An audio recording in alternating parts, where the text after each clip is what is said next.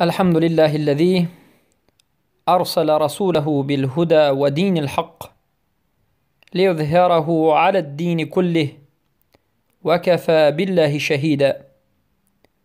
وأشهد أن لا إله إلا الله إيمانا به وتوحيدا، وأشهد أن محمدا عبده ورسوله صلى الله عليه وسلم تسليما مزيدا. أما بعد، السلام عليكم ورحمة الله وبركاته. بإذن الله سبحانه وتعالى این حلقه 26مین از آموزش کلمت التوحید می باشد. در این حلقه ما به شما باقی مانده از مسائلی که تعلق به الیقین، شرط دوم لا اله الا الله الیقین داشت، صحبت خواهیم کرد. در حلقه های گذشته شرط اول لا اله الا الله علم و ضد این شرط اول که جهل بود بیان گشت و این چنین مسائل چند از شرط دوم که الیقین است به شما بیان کرده شد که یقین در لغت چی معنی دارد، در دین چی معنی دارد و در اصطلاح چی معنی دارد. و حالا باشد ما به شما دلیل های یقین را به شما ذکر خواهیم کرد، یعنی با کدام دلیل یقین شرط صحت لا اله الا الله شد. البته این شرط های هفتگانه که به شما یک به یک با ضدش شرح داده می شود، همه اش دلیلش از قرآن و از سنت صحیح رسول اکرم صلی الله علیه و سلم است. یعنی بدون دلیل این شرط ها خود به خود به اینجا ذکر نشده است یا شرط لا اله الا الله نشده است، بلکه هر یکی از این دلیل دارد و دلیل هاش هم به نوعیت گوناگون است. و دلیل اول که یقین شرط صحت لا اله الا الله می باشد این سوره حجرات آیت 15 است که الله سبحانه و تعالی می گوید: اعوذ بالله من الشیطان الرجیم انما المؤمنون الذين آمنوا بالله ورسوله ثم لم يرتابوا وجاهدوا بأموالهم وأنفسهم في سبيل الله اولئك هم الصادقون. هر آینه مؤمنان آنانی هستند که ایمان به الله و رسولش آورده باشند و بعد از این و پس از این هیچ شک و شبهه و ریبی را به قلب خود جای نداده باشند و در راه الله به مالهایشان و نفسهایشان جهاد بکنند. این چنین انسانها صادقان هستند، یعنی مؤمنان واقعی هستند. این آیت دلالت می کند که یقین شرط صحت لا اله الا الله است. وجه شاهد این ثم لم یرتابوا، کلمه لم یرتابوا است، یعنی مؤمن همان کسی است که ایمان به الله و رسولش بیارد و شک نداشته باشد، یعنی یقینش 100% باشد. اگر شک داشته باشد ایمانش به الله و رسول قبول نخواهد شد. ضد یقین شک است. یقین که نابود شد در حالت اتوماتیکی شک جایش را میگیرد. چه خیلی که در شرط اولی لا اله الا الله گفتیم که علم این شرط لا اله الا الله هست و وقتی که علم نیست شد، علم نابود شد، خواهی نخواهی جایش را جهل خواهد گرفت. پس این آیت دلالت می کند که یقین شرط ایمان و توحید است. چقدر که علما میگند فاشترط سبحانه لصحة الإيمان والتوحيد عدم الريب وذلك بتحقق اليقين. یعنی الله سبحانه و تعالی در این آیت برای صحت ایمان و صحت توحید نبودن ریب و شک و شبهه را شرط گذاشت. یعنی شرطی صحیح بودن ایمان و صحیح بودن توحید این است که انسان در این ایمان و توحید شک نداشته باشد، ریب نداشته باشد.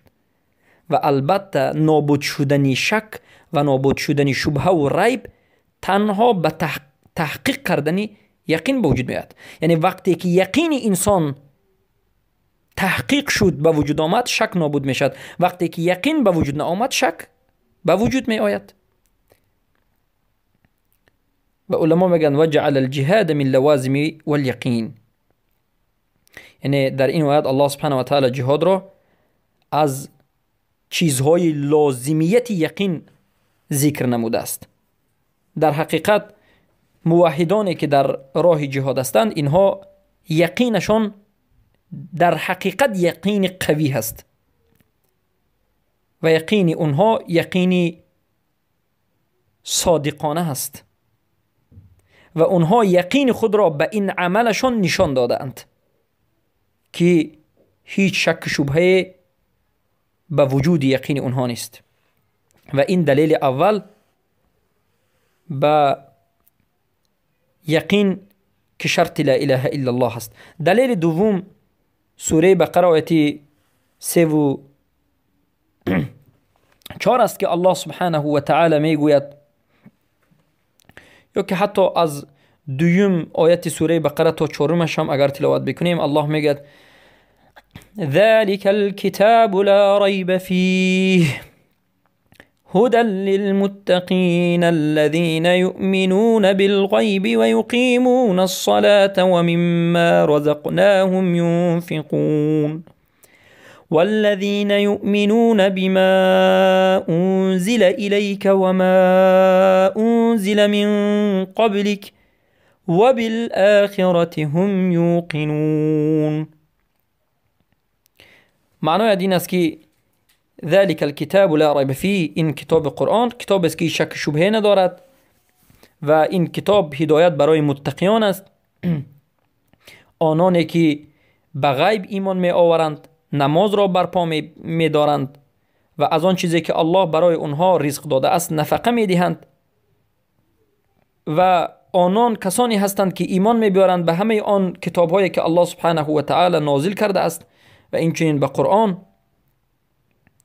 و بر روز قیامت یقین دارند، یوقنون، یقین دارند. و محل شاهد یوقنون هست. در اینجا میبینیم که یقین را الله سبحانه و تعالی شرط ایمان حق و صحیح ذکر کرد. یعنی ایمان حق و ایمان صحیح همان وقت به وجود میاد که یقین به وجود آید.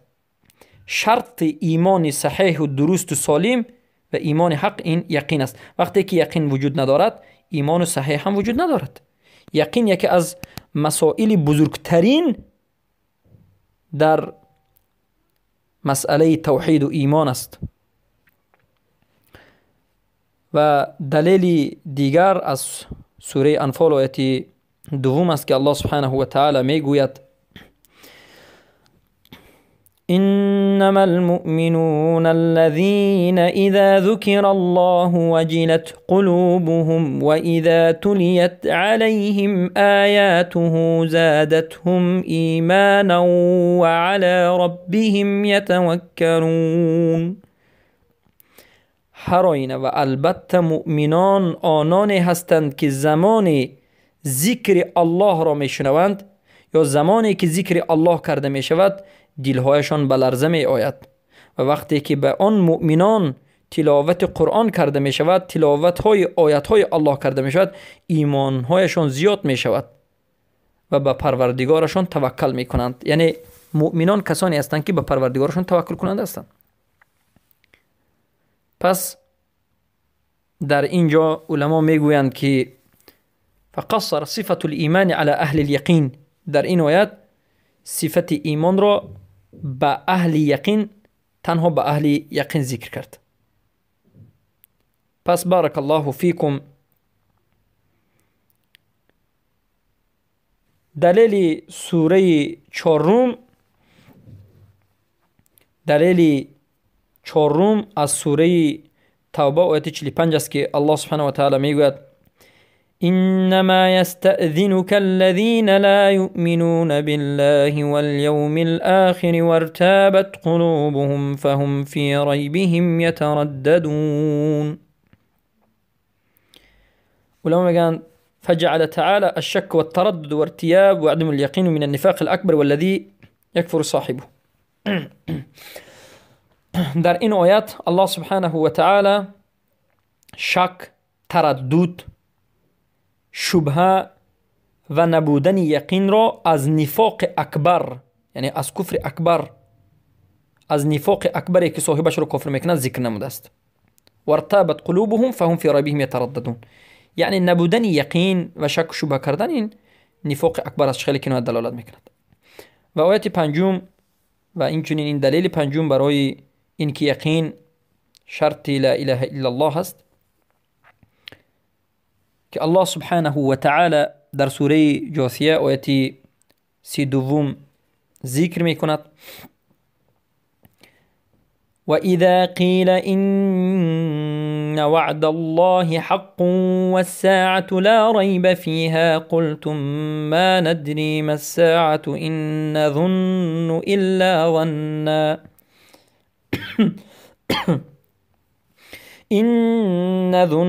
إِلَّا ظَنًّا وَمَا نَحْنُ بِمُسْتَيْقِنِينَ. یعنی زمانی که گفته میشد که البته وعده الله حق است، ساعت یعنی روز قیامت حق است، هیچ ریب و شک شبهه نیست در واقع شدن روز قیامت و این چنین برای وعده الله، برای حق بودنش، قلتم می گفتید، یعنی مشرکان، کافران، منافقان، ما ندری ما الساعه، ما نمیدانیم که ساعت چیست. این نظن الا ظن، ما گمان نمیکنیم مگر ما گمانه، و ما نحن بمستيقنین، یعنی ما از جمله کسانی که در همین مسئله یقین داشته باشد از جمله اونها نیستیم. ما یقین نداریم به روز قیامت و به وجود آمدنی وعده الله. و اینچنین دلیل ششم که یقین شرط صحت لا اله الا الله است، سوره ابراهیم آیت 9 و 10 می باشد که الله سبحانه و تعالی در این آیت ذکر می کند وقالوا إنا كفرنا بما أرسلتم به وإنا لفي شك مما تدعوننا إليه مريب قالت رسلهم أفي الله شك. و این چنین در سوره سجده آیت 12 آمده است که اهل کفار و اهل کفاره می گفتند ولو ترى اذ المجرمون ناكسوا رؤوسهم عند ربهم ربنا ابصرنا وسمعنا فارجعنا نعمل صالحا انا موقنون. زمانی که مجرمون کسایی که به اجرام، به بدینی مشغولند، مجرم ها هستند،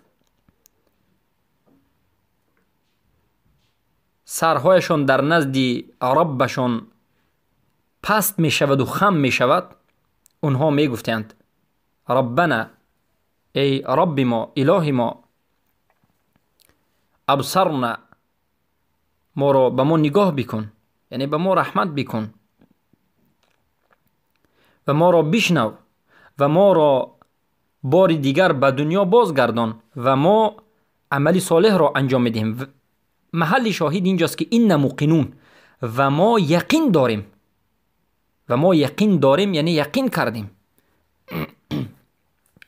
در تفسیرش لما میگن فانظر کیف فهم هؤلاء الكفره ان قوام الدین و سلامه و نجاه علی الیقین و هم مناط ذلك کله. ببین که میگه چگونه کافرها در حالتی که به نزد الله رفته است میگوید که ما را گردان، ما یقین پیدا کردیم. و برای همین میگوید اساس دین، نجات در دین این یقین است. بارک الله فیکم. و صفتهای کفار به نهایت به شک و شبهه بودن اونها ذکر شده است. یعنی تمام کفار یا اکثر کفار همه اشان به شک، به شبهه، به ریب گرفتارند. خیلی که الله سبحانه و تعالی در سوره قاف آیه 20 میگه مناع للخیر معتد مریب. صفتهای بد اونها و مریب، اونها به شک و شبهه گرفتند. انهم كانوا فی شک مریب، یعنی کافرها در این دنیا در شک و ریب بودند. سوره سبا آیه 54. و اینچنین در سوره سبا آیه 21 میگه که الا لنعلم من یؤمن بالآخرة ممن هو منها فی شک. ببینید با صفت کفرها به شک آمده است. بل هم فی شک من ذکری، بلکه کافرها از ذکر من در شک هستند، میگه الله سبحانه و تعالی. سوره صاد آیه 8. بل هم فی شک یلعبون، سوره دخان آیه 9. بلکه کافرها در شک، بازی و این به کارهای بیهوده مشغولند. یعنی تمام کافران و تمام گمراهان و تمام منافقان صفتشان به صفت شک ذکر شده است. تمام منافقان و کافران همه اشان به وحدانیت الله، به روز قیامت و به چیزهای اصول دین شک و شبهه دارند و به سبب همین کفر اونها شدیدتر است. قتاده میگن که شاکین فی وحدانیت الله. بعد از این آیات قتاده میگن که اینها همه اشان شک کردگان و شبهه داشتگان در یگانگی الله هستند. حتی به یگانه بودن الله شک شبهه کرده است. پس کمی تأمل بکنیم و ببینیم که چگونه الله سبحانه و تعالی مناط تکفیر اونها را، یعنی سبب تکفیر اونها را در شک و ریب و شبهه در توحید قرار داد. پس یعنی سبب کفر اونها و سبب تکفیر کردن اونها، تکفیر شدنشان، این شکشان و ریبشان در توحید است. و این چون در سوره نساء آیه 104 آمده است که الله سبحانه و تعالی میگوید که قل یا ایها الناس ان کنتم فی شک من دینی فلا اعبد الذین تعبدون من دون الله. بگو ای محمد صلی الله علیه و سلم، ای مردم، اگر شما در شک از دین من باشید، من نمی پرستم آن چیزی که شما غیر الله را می پرستید. سوره زاریات آیه 20 آمده است که الله میگه و فی الارض آیات للموقنین، و در این زمین برای کسانی که یقین دارند آیات ها و نشانه های بینهایت زیاد است. اما این نشانه ها و این معجزه ها و این آیات های الله سبحانه و تعالی را آدم هایی که یقین دارند می بینند، اما کسانی که یقین ندارند، قلبشان پر از شک و شبهه است، اونها در این روی دنیا که همه نشانه های الله، بزرگی الله وجود دارد، هیچ چیزی نمی بینند. یک دنیای خالی. و این چون در سوره انعام آیه 75 الله سبحانه و تعالی یکی از نعمتی که به ابراهیم علیه السلام داده بود ذکر میکند و میگه و کذالک نوری ابراهیم ملکوت السماوات والارض. و این چنین به ابراهیم ملکوت آسمان ها و زمین را نشان دادیم. برای چی؟ ولیکون من الموقنین، تا که از جمله موقنین بگردد، یعنی کسانی که یقینش قوی هست از جمله اونها بگردد. سبحان الله. سوره مائده آیه 50 الله سبحانه و تعالی ذکر میکرد و میگه که افحکم الجاهلیت یبغون و من احسن من الله حکما لقوم یوقنون. ای مردم، آیا حکم جاهلیت را میخواهید؟ یعنی حکم غیر قرآن و سنت، حکم غیر قرآن و سنت این حکم جاهلیت است. الله میگه آیا حکم غیر قرآن و سنت را میخواهید، حکم جاهلیت را میخواهید؟ و کیست آن کسی که احسن من الله حکمش از حکم الله زیباتر باشد برای قومی که یقین دارند؟ یعنی برای کسانی که یقین دارند، موقنین هستند، زیباترین حکم، بهترین حکم این حکم الله سبحانه و تعالی هست که عادلترین حکم است. اما این برای کی است؟ برای کسانی که موقن هستند، یقین دارند. کسانی که یقین ندارند برای اونها البته حکم جاهلیت افضل است. کسانی که یقین ندارند به وحدانیت الله، به روز قیامت و به اصول دین، برای آنها حکم غیر الله افضل است. و البته در مسئله حکم الله، در مسئله تحکم، ما در باب شرک ان شاء الله صحبت خواهیم کرد. و این چنین دلیل 13 از قرآن عظیم شان برای اینکه یقین این شرط لا اله الا الله است، سوره یونس آیت 36 است که الله میگوید و ما یتبع اکثرهم الا ظنا ان الظن لا یغنی من الحق شیئا ان الله علیم بما یفعلون. و در این حالت هم الله سبحانه و تعالی شک و شبهه و ظن و گمان را مذمت کرده شده است، بدیش را بیان کرده شده است. بارک الله فیکم. الله سبحانه و تعالی صفت منافقان را ذکر میکند در سوره نساء آیت 143 و میگوید که مذبذبین بین ذلک لا اله هؤلاء ولا اله هؤلاء. منافقان کسانی هستند که مذبذبین بین دو گروه شدند، نه از جمله اونها و نه از جمله اونها، نه به سوی اونها و نه به سوی اونها، یعنی در بین کفر و ایمان مذبذبین شدند، نه از جمله مؤمنین هستند و نه از جمله کفار هستند، خود را در مابین حساب میکنند، یعنی اونها متردد هستند، مذبذب هستند، شک دارند به اسلام و شریعت و قرآن و سنت دین مبین اسلام شک دارند، برای همین در مابین مذبذب شدند. برای من الله سبحانه و تعالی گفت ان المنافقین فی الدرک الاسفل من النار ولن تجد لهم نصیرا. برای منافقها البته پایان ترین درجه دوزخ است و هیچ کمک کننده برای آنها وجود ندارد. و این کفر یعنی این نفاق اعتقادی است و نفاق اکبر است و انسان را از ملت اسلام خارج میکند. و این آیت ها همه اش دلیل بود برای این که یقین این شرط صحت لا اله الا الله است و وقتی که یقین نابود شد حتما انسان خواست یا نخواست فرق ندارد، به حالت اتوماتیکی به قلب انسان شک و شبهه و تذبذب و ریب به وجود می آید.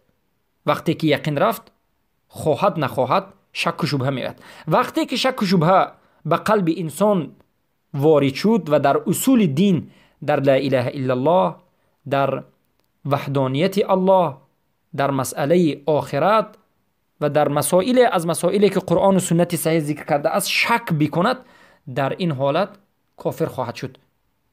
یعنی این دلالت میکند که نبودن یقین این لا اله الا الله را نابود میکند. وقتی که یقین نیست میشود، گفتن لا اله الا الله برای انسان هیچ منفعتی نمیبخشد، زیرا که در گفتن لا اله الا الله انسان شک و شبهه دارد. لا اله الا الله را میگوید، معنایش را میداند و میفهمد، اما شک به این معنا دارد. زیرا که ما گفتیم یقین چیست؟ یقین در لا اله الا الله این است که معنای لا اله الا الله را، صحیح بودنش را و این کلمه های لا اله الا الله را اعتقاد کند که صحیح است و دیگر دین ها را باطل بکند و غیر ذلك و غیر از این چیزهای دیگری که ما به شما بیان کردیم. پس این دلیل یقین که شرط صحت لا اله الا الله است و این دلیل ها از قرآن عظیم برای شما ذکر کرده شد و در حلقه آینده ان شاء الله دلیل های از سنت رسول اکرم صلی الله علیه و سلم که یقین از شرط لا اله الا الله است به شما ذکر کرده خواهد شد. السلام علیکم و رحمت